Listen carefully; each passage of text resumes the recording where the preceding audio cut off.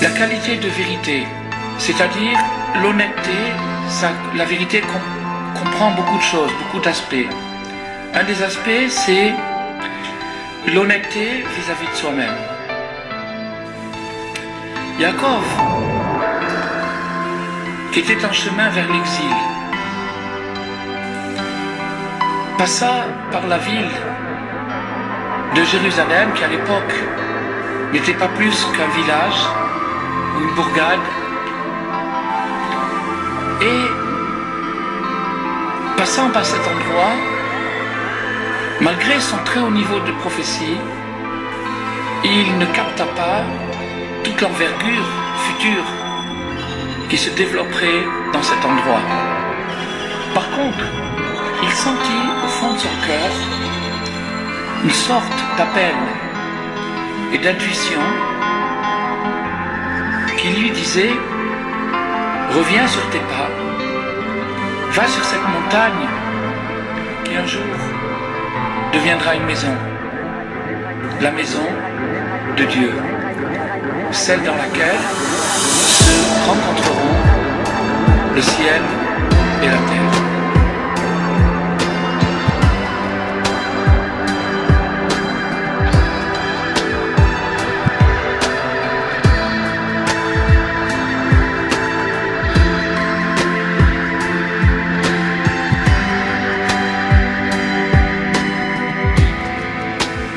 Et Jacob, honnête avec lui-même,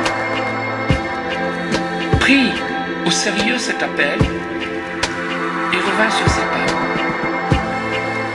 Au moment où il revint sur ses pas, la montagne vint à sa rencontre. Et alors, il eut une révélation, la révélation de sa vie, la révélation de la valeur d'une initiative humaine. Comment un homme qui s'est senti interpellé, qui a senti au fond de lui un appel, qui est quelque chose d'assez flou et d'assez vague, et auquel il est facile de se soustraire. Il est facile de faire semblant qu'on n'a pas entendu l'appel, de tourner la tête et de continuer sa route, de dire bon, c'est encore une idée de plus, un rêve. Jacob a pris au sérieux cet appel profond au fond de lui-même. Il est revenu en arrière. À partir du moment où il est revenu en arrière, Dieu est venu vers lui, a transformé l'ordre naturel et a fait s'ouvrir la révélation. Et alors, comme le soleil venait de se coucher, Jacob s'est endormi et ce sommeil de Jacob, suivi d'un rêve prophétique dans lequel il a vu les anges qui montaient et ceux qui descendaient, ce sommeil va préfigurer toutes les vicissitudes du peuple juif, c'est-à-dire des descendants de Jacob, au long des millénaires de pérégrination, d'exil, de difficultés, à droite et à gauche, dans les pays plus ou moins hostiles. Et le message sera le suivant. Là où vous vous trouvez, quel que soit votre exil, quelle que soit votre situation actuelle, quelle que soit la noirceur de la nuit dans laquelle votre âme se trouve aujourd'hui, faites pas en avant.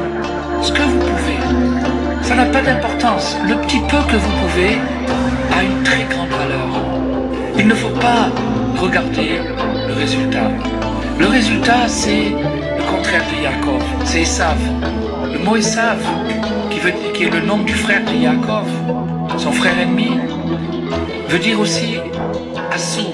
Ils ont fait le résultat, les médailles, les diplômes, les statistiques. Dans la culture occidentale, c'est ça qui compte. Dans la pensée juive, ce qui compte, c'est la bonne volonté, de faire ce qu'on peut, de ne pas négliger un petit effort, même une intuition qui traverse notre cœur. Elle a sa valeur, elle est à prendre au sérieux et à considérer. C'est ça, la prière du soir. La prière du soir, ça veut dire même si le soleil qui représente l'évidence, la clarté, ce soleil s'est couché et m'a laissé dans le noir, dans le doute, dans l'obscurité. Je peux prendre sur moi, faire un petit effort et me tourner vers mon Créateur. Et à ce moment-là, je crée avec lui une liaison qui permettra à ces anges qui sont sortis de mon cœur. Nous savons que toutes les bonnes volontés, tous les bons élans que nous avons eus envers lui, envers Dieu, créent des énergies